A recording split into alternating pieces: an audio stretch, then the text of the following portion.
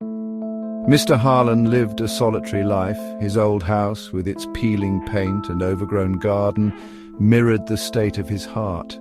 Every day, the postman, Sam, delivered mail, letters piled up on the porch, untouched.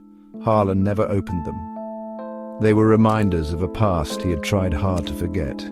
Each day he let the past stay buried under those envelopes. The years had etched lines on Harlan's face, each telling a story of loss and regret. He spent his days lost in memories, his only companions the dust motes dancing in the sunlight. The world outside continued, but Harlan remained hidden. He was a prisoner of his own sorrow.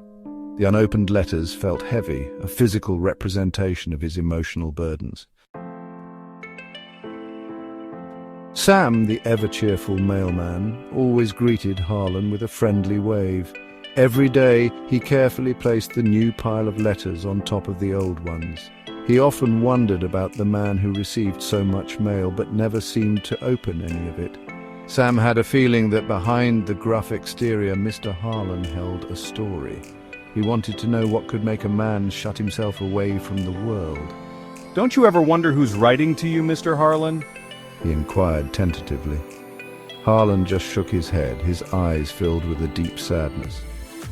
He refused to talk about it. Sam, respecting Harlan's silence, never brought it up again. Yet he couldn't help but feel a pang of sympathy for the lonely old man. One afternoon, a heavy downpour swept through the town. The rain hammered against Harlan's roof and the wind howled like a mournful spirit.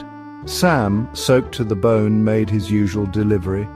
He noticed a leak in Harlan's porch roof, right above the mountain of letters. Concerned, he approached Harlan, who was watching the storm from his window. "Mr. Harlan, your roof is leaking and those letters are getting soaked. Do you need some help bringing them inside?" Harlan hesitated, his hand hovering over the window pane. For a moment, Sam thought he saw a flicker of something different in the old man's eyes, a flicker of vulnerability. Finally, Harlan nodded slowly and beckoned Sam inside. As they worked together, Sam noticed a letter that looked different. It was newer and addressed in a child's handwriting. The colors of the crayon drawing on the envelope stood out against the dull official ones of the other letters. Intrigued, Sam picked it up and showed it to Harlan. "This one looks recent." Harlan froze, his eyes widening as he recognized the handwriting. With trembling hands, Harlan took the letter. It was from his estranged granddaughter, the one he thought he'd never see again. The letter was a simple plea. She was alone, she wrote, and she believed he was her only living family. She was looking for him, hoping he would find her. As Harlan read the letter, a tear rolled down his cheek. It wasn't a tear of sorrow, but of hope. For the first time in years, Harlan felt a glimmer of purpose. He had to find his granddaughter. He stepped out onto the porch, the rain washing away years of isolation.